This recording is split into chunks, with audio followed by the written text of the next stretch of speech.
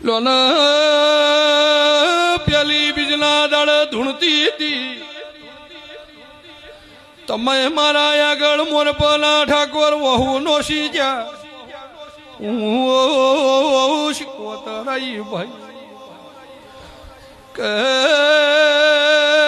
મોરપના ઠાકોર વહીથી ઘેર જો ને બરોબર 11 દાડા બનશે ઝપાટો નો મારી જોતો શીખવતર ને ભાઈ દાડો સાધા ખુમે એવું બોલી હતી તમારા આબરૂ લઈને ઘેર નો આવું તો આખે